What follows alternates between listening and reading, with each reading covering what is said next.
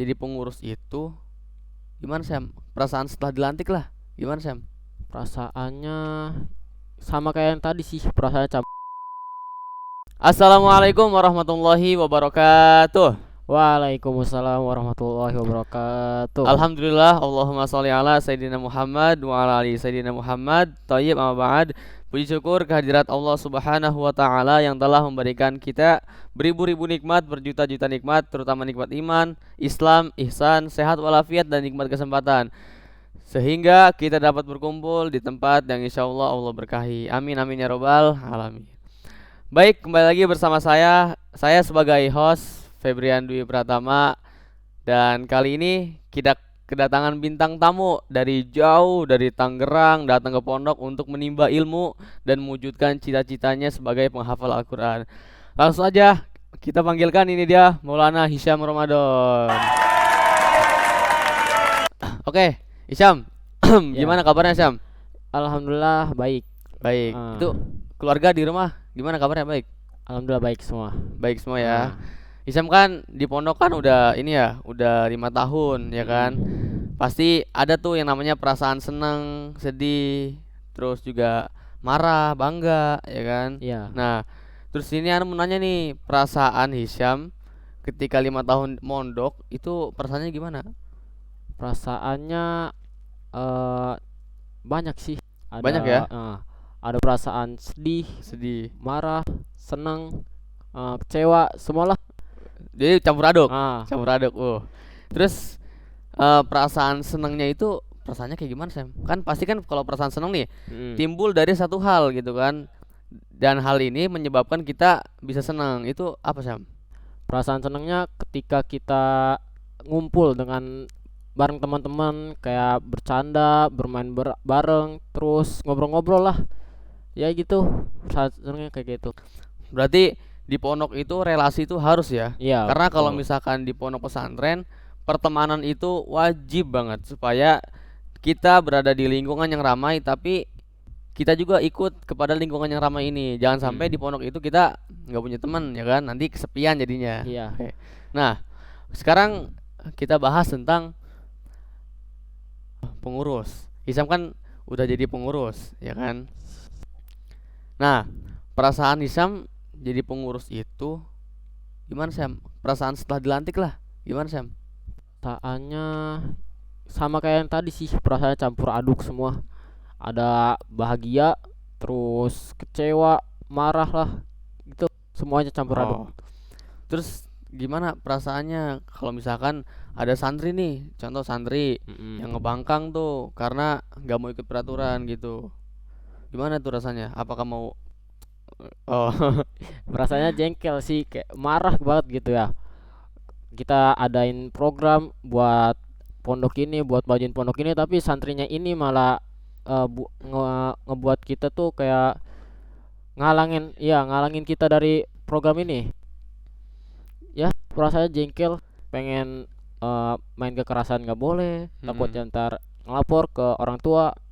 Oh, berarti sebenarnya kalau misalkan mau ikut kegiatan dengan tertib gitu ya, Hmm, santri-santri itu harus yang namanya mengalami 3 fase gitu kan. Yang pertama kan dipaksa, iya. terus kemudian terpaksa, habis itu terbiasa. Itu harus ada dukungan kita, dukungan Mm-mm. juga dari pengurus yang lain gitu. Nah, baik, sekarang kita masuk ke pembahasan menghafal Al-Quran ya kan. Syam kan Siap. udah mulai menghafal nih, udah Hmm. lama pasti kan menghafalnya. Itu kira-kira mulai menghafalnya dari kapan Syam? Mulai menghafal tanggal 6 Agustus tahunnya 2020 kalau nggak salah tuh. 2020. Iya, 2020 iya. berarti beda berapa bulan tuh sama anak tuh. Anak mulai menghafal tuh tahun 2020, bulannya itu bulan Januari kayaknya. Awal tahun 2020 anak udah mulai menghafal. Cuman Oh, kalau wisuda ya duluan antum gitu. iya. Nah, Syam, Hmm. dalam menghafal pastikan kita punya tuh apa namanya itu mengalami yang namanya rintangan, kesulitan dalam menghafal. Termasuk anak pribadi nih ya kan. Kalau anak pribadi sih kesulitan dalam menghafal itu ketika kita ngafal cuman ayatnya nggak mau masuk ke otak. Itu sulit banget, itu kayak perasaan sedih, kecewa, terus usaha yang kita lakuin tuh semata-mata tuh kayak sia-sia gitu kan, padahal enggak. Nah, pernah tuh anak sempat mau kayak nyerah gitu tuh pas ngafal Quran karena emang bener-bener sulit gitu kan, nggak semua orang tuh bisa ngafal Quran. Tapi ya emang karena tujuan kita di sini, apalagi selain menghafal Al-Quran dan bahagian kedua orang tua, bener nggak? Nah, itu kan kalau menurut anak kan. Kalau menurut Isam gimana tuh? Sama sih yang seperti dialami Kak Febrian ketika Hmm, menghafal tuh rasanya ayat ini susah banget buat masuknya. Apalagi ketika udah berkali dicoba-coba hmm. tetap aja masih nggak masuk. Rasanya pengen apa gitu ya. Otak ini kayak susah menerima gitu. Terus ada perasaan Wis. ngantuk lah, males. Apalagi ketika ngelihat teman-teman kita lagi pada asik-asiknya main gitu. Mm-mm. Ngerasa kebawa arusnya, pengen ngikutin Mm. teman-teman gitulah. Tapi kan tujuan kita di sini ya buat menghafal, Mm-mm. buat ngebagian orang tua, buat mengasih yang terbaik lah buat orang tua. Iya bener tuh. Kalau misalkan lagi kita ngafal nih, Hmm, ada teman-teman kita yang bercanda, yang main gitu. Jadi kesannya itu kita tuh kayak pengen gitu main ya kan, tapi iya. fokus sama tujuan gitu. Tujuan kita di sini mau ngapain, bukan cuma buat main-main. Ya main lah boleh lah ya kan, teman sekedarnya aja gitu. Oke, di taktakan kan kita semua pernah nih dikirim kan ke taktakan buat ngehafal Al-Quran dari pagi sampai malam gitu kan. Nah, ada tuh kesulitan, pasti ada kesulitan kan. Padahal Pasti. Allah itu telah menjanjikan kepada kita bahwasanya Allah itu mempermudah Al-Quran untuk kita semua sebagai pedoman hidupnya, pedoman hidup kita lah, kan? Nah, ketika kita menghafal, pasti kan kita itu apa namanya itu ngerasain yang benar-benar ngerasain kesulitan gitu kan, apalagi ketika ditaktakan, ya Betul. kan? Dari pagi sampai malam kita terus berjuang bersama Al-Quran, terus berjibaku bersama Al-Quran gitu kan. Terus Hisham nih ditaktakan, kira-kira ada nggak perasaan kayak kesel, seneng gitu? Ada nggak Sam? Ada lah pastinya Ada mah. pasti ya. Iya. Gimana tuh perasaannya? Ya perasaannya eh seneng ketika kita bisa mudah gitu menghafalnya. Hmm, Terus bisa memperolehnya juga, tapi keselnya tuh ketika kita susah dalam menghafalnya, hmm, sulit buat murojaah laginya. hmm. Itu. Tapi apa namanya itu hasil dari itu kan kebahagiaan ya kan? Iya betul. Apa di wisuda 30 juz, gimana Mm. nggak seneng coba kan? Kita di wisuda 30 juz di hadapan orang tua kita ya kan, untuk bisa apa namanya memakaikan mahkota kepada kedua orang tua kita. Terus gimana perasaannya Sam setelah di wisuda? Isa kan udah 30 juz nih, udah lama lah dari tahun 2022 kalau nggak salah ya. 2022, 2002. bener kan? Kelas 9. Iya, kelas 9. Iya, 2022. Gimana Sam perasaannya Sam ketika di wisuda 30 juz? Perasaannya seneng sih. Seneng ya, seneng Bahagia, banget ya. bahagia Wih. banget. Ya bahagia banget ketika kita berhasil Mm, mewujudkan impian kita, yaitu memberikan mahkota kepada kedua orang tua. mm. Apalagi ntar ketika di surga memberikan mahkota terus jubahnya kepada kedua orang tua. Masya Allah. Berarti kan itu semua kan yang melatar belakangi hasil dari jerih payah yang kita Hmm. lakukan, pasti ada dong dukungan dari orang tua, Ya, para guru kita, support dari teman-teman kita, ya kan? Ya Sam ya. ya Terus betul. apa yang mau disampaikan buat kedua orang tua Sam? Eh, Selalu jaga kesehatan buat Umi Abi ya. Terus selalu berjuang ya Mi.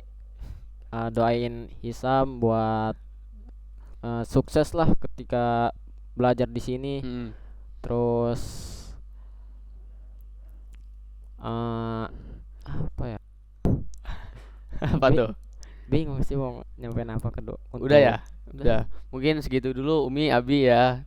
Isam lagi berjuang di sini, doain aja semoga Isam bisa mewujudkan impiannya satu persatu. Amin, amin, Terus amin, amin. motivasi buat santri-santri yang mau pengen banget 30 juz nih kayak kita berdua nih Sam ya. Hmm. Wis, wis. Gimana Sam? Ada nggak Sam motivasi buat santri-santri yang mau selesai 30 juz gitu? Pasti kan 30 juz itu kan satu kemuliaan ya kan, yang nggak semua orang tuh bisa miliki Ya, gitu. Gimana Sam? Ada Sam motivasinya Sam? motivasinya mungkin semua orang pasti punya lah motivasi sendiri Mm-mm. ketika ngelihat banyak kan di sini juga udah banyak menghasilkan para hafiz 30 juz. Iya, betul betul. Tapi kalau buat motivasinya tetap berjuang lah, meskipun itu sulit, meskipun itu susah buat dalam menghafalnya, tetap berjuang. Karena dalam Mahfudz juga kan disebutkan manjada wajada, barang siapa yang bersungguh-sungguh pasti dia dapat. Berarti garis besarnya itu bersungguh-sungguh, jangan bermalas-malasan. Ijtihad wala taksal wala takun ghafilan gitu. Nah, Syam, pasti kan semua orang kan pasti punya pengalaman hidup, ya kan? Pengalaman hidup terbaik tuh. Ana juga sama, Ana punya pengalaman hidup. Pengalaman hidup terbaik Ana tuh bisa bersekolah di sini, ya kan?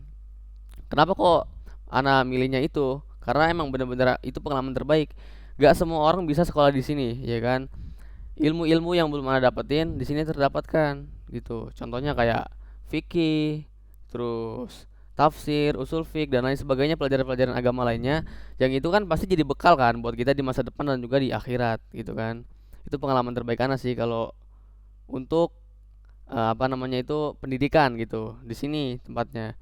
Jadi untuk bapak dan ibu yang masih bingung ketika anaknya sudah lulus dari sekolah dasar ataupun sekolah menengah pertama ya atau MTS, yang ingin melanjutkan untuk bersekolah, terutama untuk bisa menghafal Al-Quran, kami menyediakan fasilitas ataupun tempat-tempat yang dimana anak bapak dan ibu bisa menghafal Al-Quran dengan baik, menghafal Al-Quran dengan sungguh-sungguh.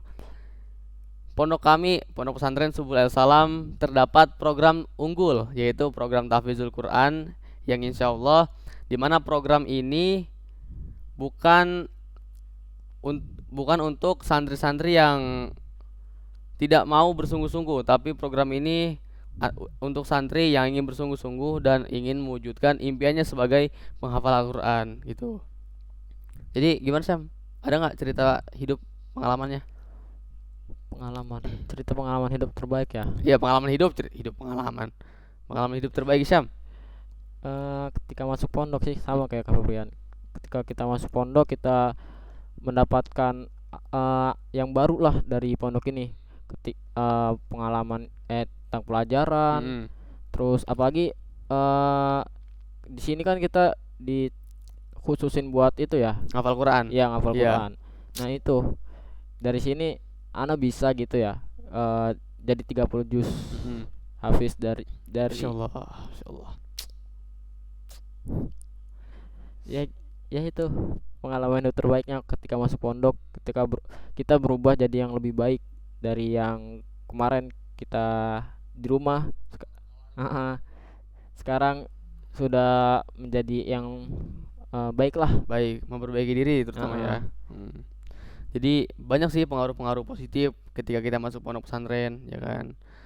Contohnya hidup kita jadi lebih baik. Terus ilmu-ilmu yang belum kita dapatkan ada di pondok pesantren, ya kan. Terus basic-basic juga tuh. Contohnya olahraga, ya kan. Mungkin olahraga di luar-luar juga ya sama lah kayak di pondok pesantren. Cuman kan di sini kan lebih lebih seru aja gitu kan. Di pondok pesantren itu lebih seru karena banyak temen. Kita kesehariannya juga banyak temen, ya kan. Dari awal bangun tidur udah lihat muka temen kita, ya kan. Dari awal bangun tidur sampai tidur lagi, itu kegiatannya juga kan baik-baik, positif-positif. Insya Allah kegiatannya juga membentuk karakter santri menjadi pribadi yang lebih baik dan pribadi yang lebih mandiri lagi. Oke, gitu Sam ya. Ya. Oke, baik.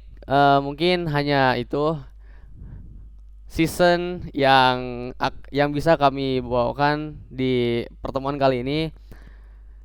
Terima kasih Sam ya. Ya, sama-sama. Untuk bisa menjadi narasumber kita di pertemuan kali ini. Mohon maaf kalau misalkan mengganggu kegiatannya, mengganggu waktunya. Karena kan Isam pengurus kan pasti. Apalagi bentar lagi nih ada acara Isra Miraj, ya kan ya?